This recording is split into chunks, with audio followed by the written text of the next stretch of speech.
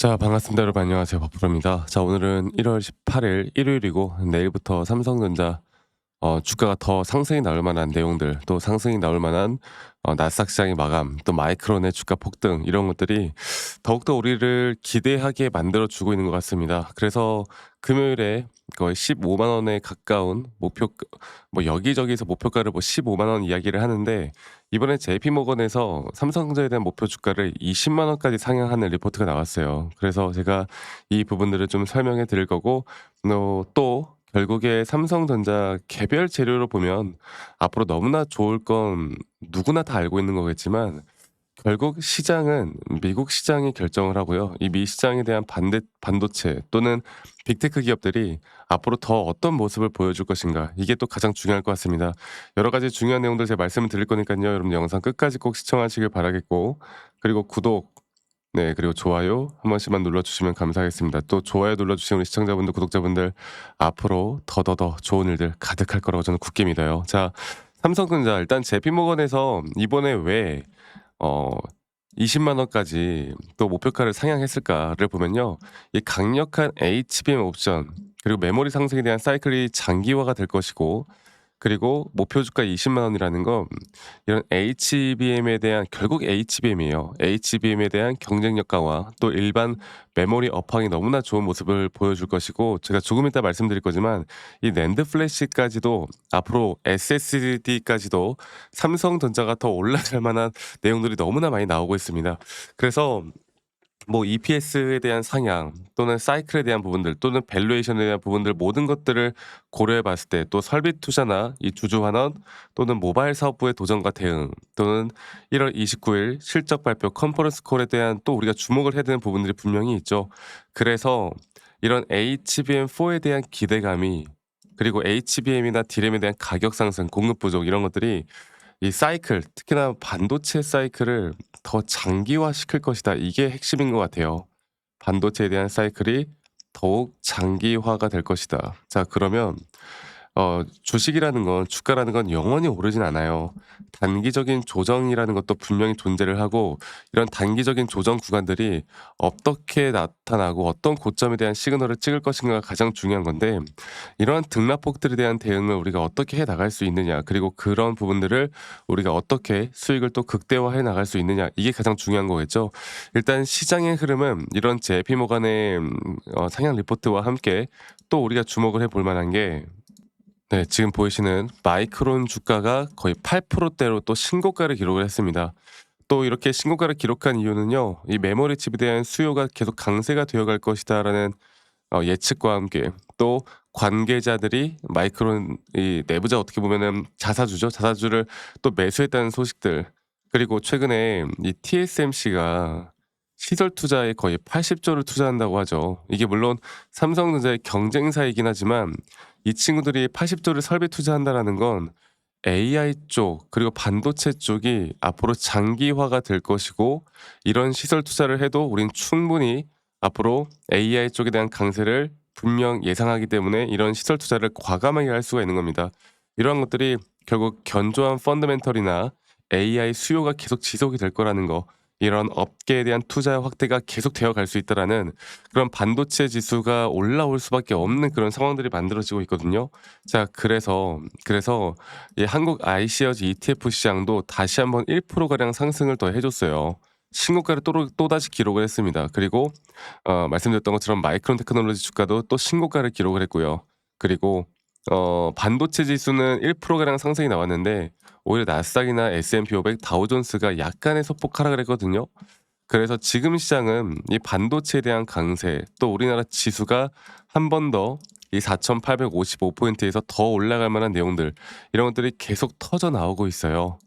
이것만 보면 사실 우리가 삼성전자를 지금 과연 매도할 이유가 있을까 없을까를 생각해 볼 때, 참, 시장이라는 게, 시장에 대한 상승 추세를요, 누군가는 이게 고점이라고 생각하겠지만, 이 고점 단계에서 절대 저는 아직 꺾이면 안 되는 시기라고 저는 분명히 여러분들께 말씀을 좀 드리고 싶어요. 아직 절대 꺾일 때가 아니다라는 거 아시겠죠? 자, 그러면 우리가 지금부터 바라봐야 되는 게, 시장을 읽어야 되고, 삼성전자 관련해서 과연 어떠한 수급들이 계속 삼성전자에 대한 주가를 끌어올릴 것인가. 또 이거 가지고 이제 환율 가지고 좀 약간 약간은 부정적으로 보시는 분들이 있어요. 환율이 다시 또 올라오니까.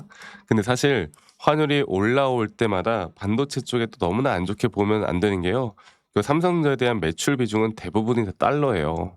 달러라서 이게 물론 시장이 너무나 막 고공상진을 해 나가면서 환율이 너무 올라가게 되면 우리나라 시장 자체가 또 안 좋아질 수 있기 때문에 그런 건 분명 위험하겠지만 이 달러 비중이 높은 회사들은 자연스럽게 매출이나 영업이익이 또 늘어날 수밖에 없는 부분이거든요. 그래서 이것도 너무 걱정할 단계는 아니다. 그렇게 말씀을 좀 드리고 싶고 정리를 좀 해 보자면 첫 번째로 우리가 결국 미국 시장 그리고 미 시장에 대한 흐름, 반도체가 좋은 건 이제 누구나 다 안다.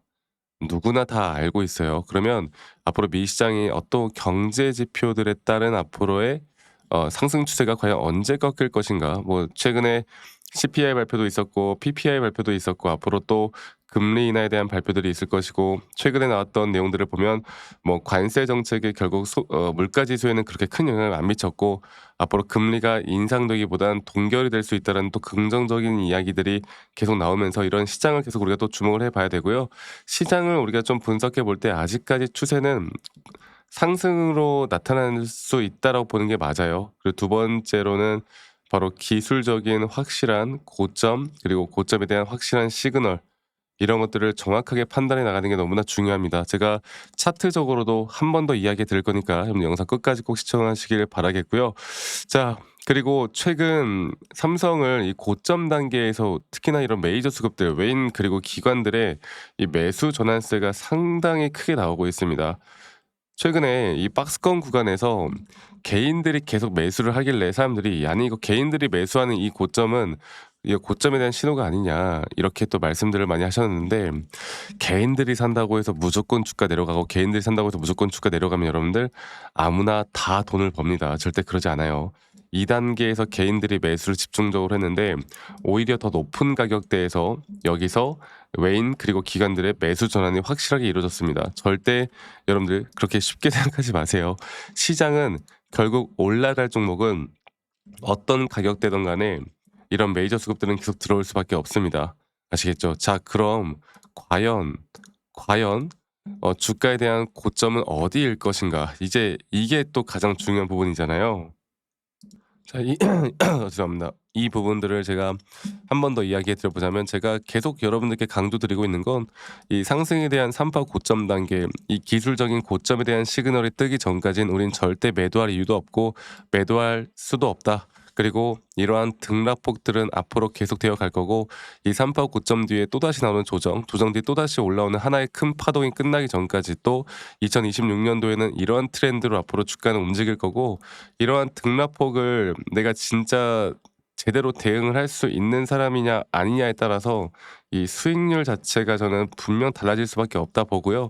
이러한 대응들을 할 수 있느냐 없느냐에 따라서 이런 조정들이 올 때 우리가 흔들리지 않고 이 조정을 어떻게 더 기회로 만들어 갈 수 있느냐 저는 이게 가장 중요하다고 봐요. 아시겠죠? 그래서 지금 어떻게 보면 이 3파 고점을 나오기 전에 이 작은 마이너한 파동에서 임펄스 고점 5 파동 자체가 어떻게 나오는지가 가장 중요할 거고 예전부터도 그렇고 우린 앞으로 제대로 된 기술적 판단을 해 나가는 게 너무나 중요합니다. 앞으로 이런 고점이나 저점, 이런 고점이나 저점에 대한 앞으로의 확실한 타점들이 나올 때 제가 라이브 영상이나 타점에 대한 영상을 여러분들께 다 같이 공유를 해 나갈 거고 그리고 또 우리 직장 다니시는 분들 혹은 자영업 하시는 분들이 또 매번 이런 영상들을 보기가 쉽지가 않아. 그래서 제가 여러분들께 다이렉트로 문자로 안내를 해 드릴 예정입니다. 그리고 앞으로의 정확한 매수와 또 정확한 매도에 대한 타점들을 나올 때마다 실시간으로 제가 알려 드릴 예정이니깐요. 이 부분들은 이제 밑에 보이는 제 번호로 삼성전자의 삼성이라고 두 글자만 네 저한테 문자 한 통 남기시면 제가 한 분도 빠짐없이 다 소중하게 저장을 좀 해 놓을 거고 제가 일괄적으로 안내를 해 드릴 거예요, 일괄적으로. 아시겠죠? 그리고 이러한 관점들이 여러분들에게 분명히 큰 도움이 될 수밖에 없을 거니깐요. 많이들 꼭 참여하시길 바라겠습니다. 자, 그리고 가끔 저한테 감사하다고 기프트콘이나 선물 같은 거 보내시는데 제가 이런 거 받지 않습니다. 대신 여러분들의 구독 그리고 여러분들의 좋아요가 저에게 가장 또 큰 힘이 되기 때문에 구독과 좋아요 한 번씩만 눌러 달라는 거. 그리고 "아니 너가 그렇게 타점을 잘 잡으면 너 혼자 하면 되는 거지 왜 이런 걸 다 같이 공유를 하느냐." 이렇게 말씀들을 또 하시는데 여러분 저는 혼자 너무나 잘하고 있고요. 저는 미증시나 또는 코인 이런 전반적인 시장을 공부하고 있고 이렇게 시장을 공부하다 보면 개별적인 종목에 대한 타점을 잡아 나가는 게 어렵지가 않아요. 아시겠죠? 저도 마찬가지로 이 주식 초보 시절에 정말 많은 우여곡절들이 있었어요. 뭐 남들 따라서 매수하거나 남들 따라서 매도하거나 남들이 좋다고 하는 거 혹은 뉴스 기사 보고 맹신하거나 이런 식으로 하다가 정말 많은 손실이 났었거든요. 근데 제가 이런 것들을 극복할 수 있었던 건 첫 번째로 시장을 공부했던 거, 두 번째로 나만의 기준과 그리고 원칙 이 두 가지를 기록했던 거 이게 저에게 가장 중요한 부분이었고 앞으로도 여러분들과 이런 중요한 타점들을 계속 함께 잡아 나갈 거니까 이 부분들 꼭 기억해 주시길 바라겠습니다. 아시겠죠, 여러분들? 그래서 저는 앞으로도 여러분들과 계속 이런 중요한 타점들을 어떻게 잡아 나갈지 함께 만들어 나갈 거니까 많이들 네 또 참여하고 신청하시면 제가 앞으로 더 큰 도움 드릴 수 있도록 노력할 거고요. 그리고 오늘 하루도 또 주말 잘 보내시길 바라겠고 저는 다음에 더 좋은 영상으로 여러분들께 인사드리도록 하겠습니다. 감사합니다. 박프로였습니다.